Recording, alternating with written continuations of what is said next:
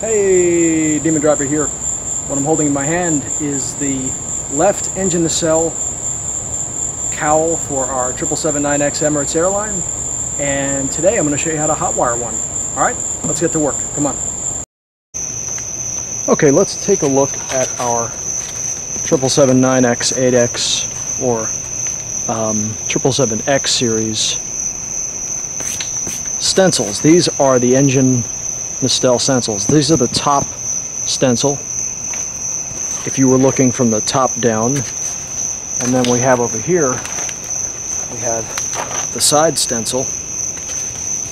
That's the top, that's the bottom, that's the front, that's the back of the stencil, and these are obviously the largest engine nacelle cowl hot wire stencils I've ever made. These things are huge. And then we have the outer circumference stencil, two of those put at either end, and then we have this is the exhaust stencil for the rear of the nacelle, and here's the inlet stencil. Take that, place it down on the hot wired engine nacelle, draw that in, and then I know exactly where the and how big the circumference of the overall intake is. So those are our stencils. Let's start hot wiring. Okay, the first thing I want to do is, when you get ready to start hot wiring, you place the stencil down over top of your foam block, and then we go ahead and we take our pins. These are pegs, or I call them pegs, but they're just old brush sticks, brush stems, and I just go ahead and drive them into position, and that's all you do. And then that's how you adhere the hot wire stencil top and bottom to the to your block of styrofoam.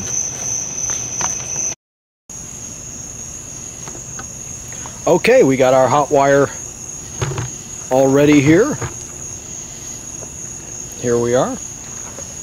And before I turn it on, before I do anything, and I know you've seen me do this before, I got my 3M cross spectrum respirator. I change out the filter cartridges about 3 times a year. I make sure that these are always fresh. You know, after about 3 or 4 months of use, I change them out automatically no matter what. It's very important to do that. So we go ahead and put it on. Okay, we do that. And put it on. There we are. Alright, let's turn power on. Okay, good. There we go. Look at that. Oh, the smoke means it's working. Okay, let's see what kind of power setting we have here. Yeah, it's up there in power. We don't want that. It's very high, and the setting is real high. So what I'll do is I'll take an old piece of cardboard from an old box, and I'll hold it up, and I'll do something like that to see if it's too. If the current is too high, it'll eat into the stencil. That's not good, because we need these stencils to survive, so we can make multiple engine nacelles. Because each 777, I'm making 3 of them, needs 2 engine nacelles. That's 6 engines. And I get angry when I have to. Be careful with that thing. I get angry when I have to remind myself that I have to make 6 of these things. That's when it gets depressing. Okay, so I take a big chunk of foam here that has the stencils on. This is the side view of the 777's engine nacelle, side view. So I go ahead. I got the pegs. A new idea I came up with. I don't know if I came up with it, but I take old stems from brushes and I stick the stencil straight into the styrofoam. It's better than tape, and it holds real well. The only problem is sometimes the sticks get stuck on the hot wire. But here we go. Alright, we hot wire. Oh, look at that. I hold tension pulling the piece up so that the wire stays nice and taut. And there's tension on the wire.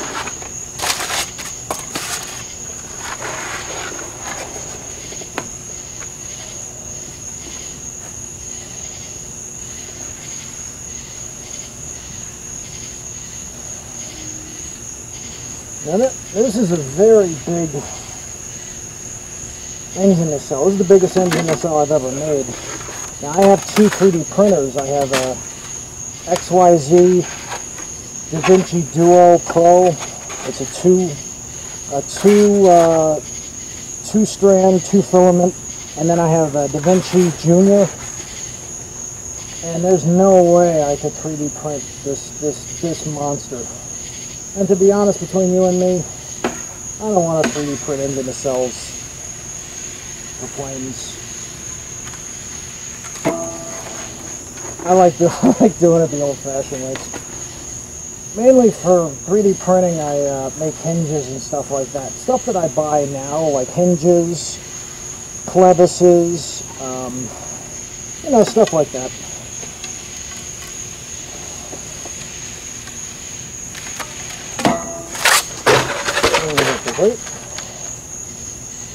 Every once in a while, man, I swear to God, I'll be working and I'll feel something on my back, on my neck, and sometimes it's like a big mosquito or a beetle or something, and I swear to God, man, it freaks me out. Alright, here we go. Now I'm doing the lower portion of the 777 engine nacelle. This is a pretty fast, accurate way to make a nacelle, or any part. That's the beauty of hot wiring. It's something you have to do outside, but the advantage is with the stencil, I can make a very accurate part again and again and again, over and over and over again, as long as the stencil remains intact. Now I'm doing the front of the nacelle, where the main intake would be, and I'm cleaning that up. There we go. Okay. Alright, let's clean this drill up. Okay. Alright, there we go. Nice. I clean it up, I look her over, make sure that there's no jaggies or anything like that, areas that I missed. Very good, very good. And while you're doing this, once you stop cutting, turn it off.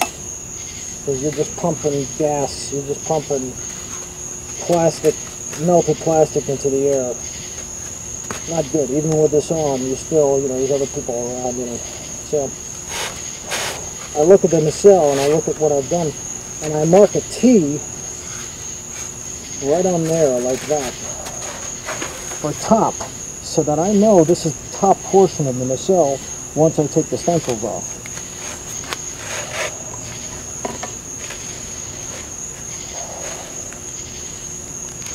Okay, so I've gone ahead and made the side cut of the nacelle. The next step is from the top down. Filter on, power on the hot wire. Now I'm doing the top down cut. This is the top down cut. This is the side of our 777 engine nacelle. Top down.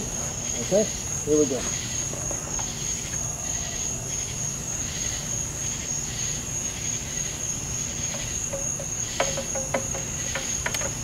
There we go. Boom.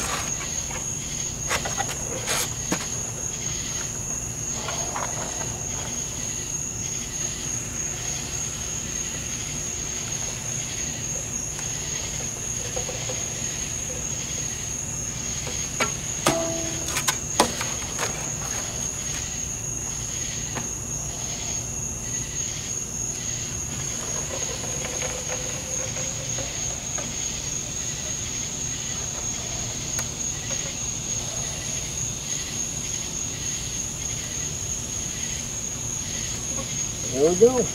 You let always pull tension, and the way you create tension on the wire is you pull up just slightly so that the wire stays tense on the stencil. And I go ahead and give it a once over, and it looks good. Shut off the hot wire. Alright. Okay. This is the outer portion. That means that this is the right hand side. So I put an R here, right, left, top, and this is the bottom. That's the bottom. Okay, so we know that. So that the other nacelle will be the left-hand side nacelle. This is the right-hand side nacelle. The other one will be the left-hand side nacelle. And I'll put an R right there on the back. So this is the right-hand side nacelle. Because the right hand and the left hand are different. They're not. It's not symmetrical. They're different. I mean, it's the same nacelle, but they're backwards. It's like you got, you know, your feet or your hands. You know, your hands are not like that. Did I lose you already? Did I lose you? It's important. I mean, if you want the scale look, that's what you have to do. You have to get that stuff right. And sometimes it can be very frustrating to get those things right. It can be enough to drive you crazy. All right, right now what I'm going to do is I'm going to mark off. Let me get you closer here. Let me get you a little closer to the action here. What I'm going to do is I'm going to mark off the exact center of the top portion of the nacelle. And the important reason is because you'll see the next, you're going to see. I'm going to show you. I'm going to show you. So I take a marker, I got my grid ruler, and I mark out a mark right there. And right there. So I'm going to say that the mark is there. You got to get this right. This is where you can't screw things up, folks. Okay. We made that mark. Now we're doing on the back side. This is important. I'm telling you, this is the meat inside the coconut pot here. Or the meat of the coconut, or whatever the heck that was. Alright. There we are. Bop. I'm going the halfway in between the corners to get the proper measurement, and look at that, it's right on the mark where I put it. Isn't that beautiful? Right there. There we go. Now watch this.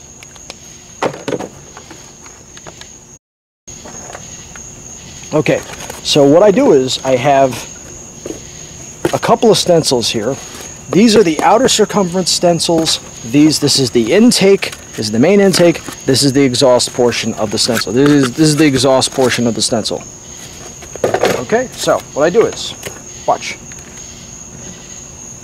With a little bit of finesse of my hands, I take the stencil peg, which is just a fancy word for a brush stem, and I take it and I pop it into the hole I made, like that, and I just take a couple of other little stencil little brushes here, and I stick them into position to hold this where I want it. And you're going to see why in another second here. You're going to see exactly why. Alright, I got to find ones that fit. Sorry. Okay. That's the top. Here's the bottom. And I stick the outer circumference stencil into position like so. That's wrong. It's not big enough. Too wide. Stick that into there. What do I want? There we go. That's what I want. Put that in there to hold it in position. Very important. Okay. Now we're going to cut the outer circumference. That's the outer, to make this round. Watch. Okay, now I'm going to hot wire her that way, around the circumference. You got me? You feeling me? Alright, power on. Here we go.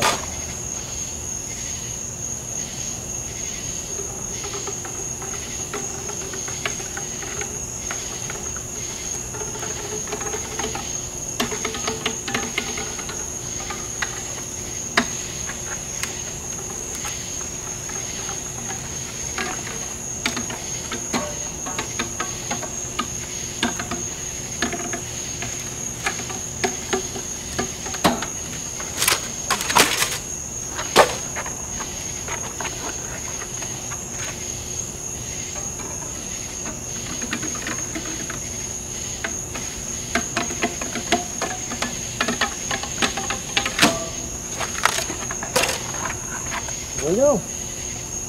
Power on. Look what I just did. Look what I just did. Do you understand what just happened? Look at that. Oh, Nelly. Okay, now that we have our top sides cut and the circumference, we have these inner portions here, but these are not to be hot wired. These have a different function. I take a same peg and I'm going to place it. See, once you put your center in your front and your rear of the nacelle, it comes in handy in big ways. This is the main intake opening. This is the actual circumference or opening, and look how it pops right on there. I'm telling you, if you really need to invest. I mean, if you really, I'm telling you, man, I wouldn't lie to you. The hot wire tool as a scratch building tool it's pretty awesome. It's a pretty awesome tool because it's so much faster. First of all, I have two 3D printers and neither one of them could print this out. It's too big. It's too big. I would need an industrial sized 3D printer that probably costs 30 grand to even think about printing that out. Too big. Too big. And I wouldn't 3D print it like small pieces and then you would put it to... Are you kidding me? Are you out of your mind? It's so much easier to make this out of one chunk of lightweight styrofoam and then just sand it, and I mean, you get really what you want. The only difference is you have to do a little bit of hard work. In scratch building, you're going to have to do that. You can't get around it. So we have our intake circumference. We take a marker and we go ahead and we draw around the circumference the main intake hole, like so. And do the same thing in the rear.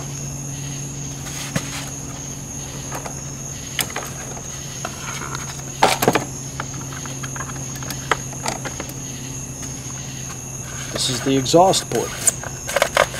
Stick it right on there, take our marker, and just draw your circumference hole right onto the back. Right onto the back, Jack. Very important. Let me go ahead and pull that off, just like that. Boom. Intake, exhaust. That's where the secondary exhaust nozzle and the little onion, little cone will be right back in there. Oh yeah, boy. I'm telling you, man. Okay, for my next trick, I'm going to go ahead and draw in the circumference lines. Now, these are the outer circumference lines that I'm going to draw into place. The importance of them and the reason for them is to make sure that when I start sanding this nacelle, I don't go beyond, I don't cut too far into the actual body of the nacelle and ruin the overall outline, the overall shape. It's very important that you don't do that.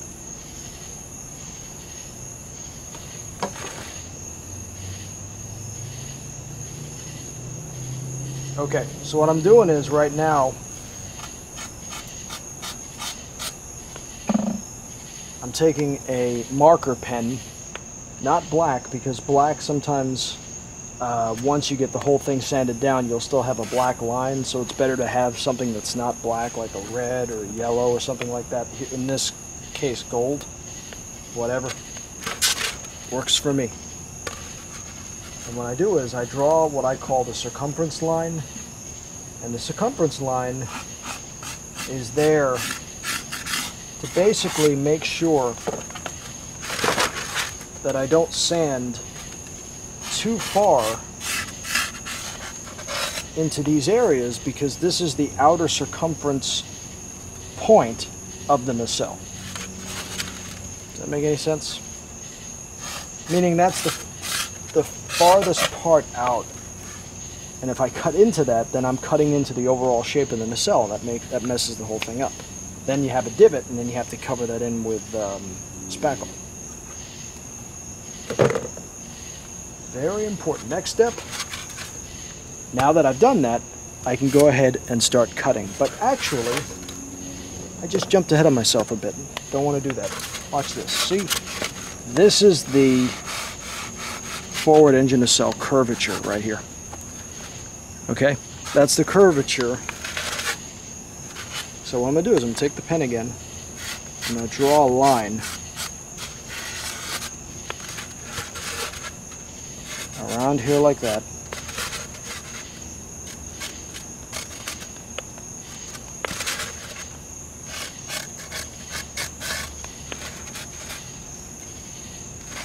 And do the same thing back here. And the reason for that is, once again, these are lines that kind of make sure that you don't cut into these lines, and again ruin the overall shape of the nacelle. You don't want to do that. That's a no-no. Okay, take a razor, and I'm going to start cutting away areas of the nacelle that I don't need. So what I first start to do is I cut like that, and make sure you don't go inside the intake circle.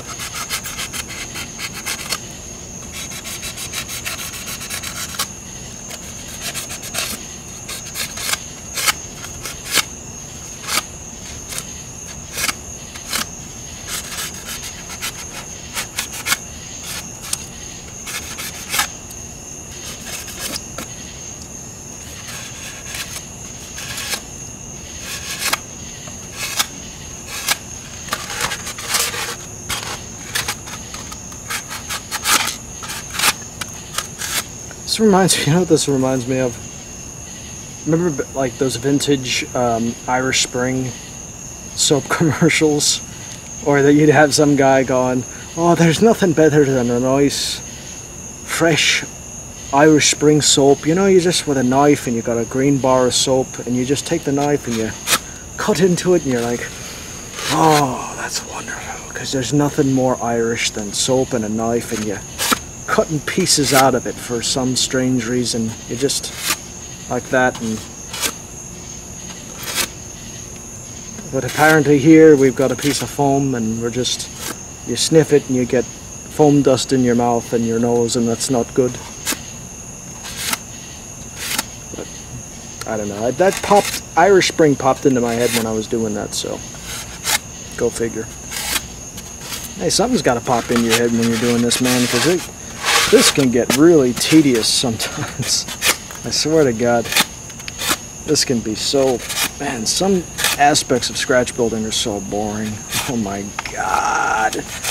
Yeah, the most boring, I swear to God, the most boring thing of scratch building for me that I hate is making flap actuator canoes. You know, the fairings that cover up the flap actuator tracks. sometimes the mechanism on a flap on an airliner has to be contained by an aerodynamic fairing, and they're called canoes. I make them out of balsa or hard foam. I hate making them. I swear to God, I hate making them. They're so irritating, but you have to make them. Like an A300 has 10 of them. A300 has 10 of them. A 737-200 has only 2 each wing. 4. The 737 MAX has 6. But an A300 has 10. 10 of them. 10 of them. It sucks. But, you know, I've got an A310 I'm building, Pan Am, and that Lufthansa A300. So that's 20 canoes between the two of them. And I make them out of balsa. And you want to talk about boring? It's the most boring thing. It's so, oh my God, I hate making them. Because I make them out of balsa, and then I sand them, and I shape them, and God, I hate doing it. And I like making them out of balsa because the balsa is so hard and dense, but it's light. And the reason being, the canoe hangs off the back trailing edge of the wing, and it's very susceptible to getting caught on things and hitting things and banging into things, and you want it to be tough, you want it to be resilient. So having the canoes made out of balsa, for me, makes sense. It's just, over the years, it seems to be, you know, works out pretty good. So, well, getting back to the nacelle, sorry, kind of got off track there. So I'm going to keep cutting, and then once that's done, I move right on to sanding. Get the sanding pad, sanding blocks, and you make a whole lot of mess, and you start sanding, and you keep doing it until you get this. Okay, so after sanding, this is to the Lufthansa, or maybe it's to the JL8. I don't remember. But this is to the Emirates. This is the right nacelle to the Emirates, and it's almost done its sanding phase, but some more sanding to round it out even more, to get almost as perfect as I can. And then from this stage, I start adding spackle, lightweight spackle, give a whole coat, then sand that down smooth, so that when it's done sanding, it looks a nice like a porcelain. You know, it's all smooth and shiny. It looks beautiful. And then after that, I take that hot wire sword that you've seen, and I just go straight in, hollow the whole thing out, pull out the innards, and then sand and smooth out the interior. So this whole thing is just going to be, it's just going to be shiny and glossy and nice. And then I'll have the Emirates decal, Emirates airline decal. Yeah, I mean, from raw hot wired to sanded and getting smooth and getting good, that's how you make your engine nacelles. And these are really lightweight foam. And, you know, to be honest, you can make one of these with a few days of work. I mean, we hot wired this out in, I had this hot wired out in less than an hour. And then maybe a day or two of sanding, you get to this stage, another day spackling, sanding, and you got, I mean, you're done. You're good to go. You're ready, it's ready to go on the airplane. You're ready to paint it, prime it, stick it on the bird, and you're ready to go. So it all works out. This is DemonDriver, my friends. I'm always honored. Well, as always, my friends, this is DemonDriver, and that is our 777 engine nacelle. Looking good, looking pretty damn good. I'm going to get inside because the bug activity is getting bonkers out here, and I'm getting bit even after I put on bug spray. I'm still getting nailed. So I'm going to get inside, have some tea or something. But this is DemonDriver. More 777 Emirates 9X build coming up. God bless. Take care. Bye.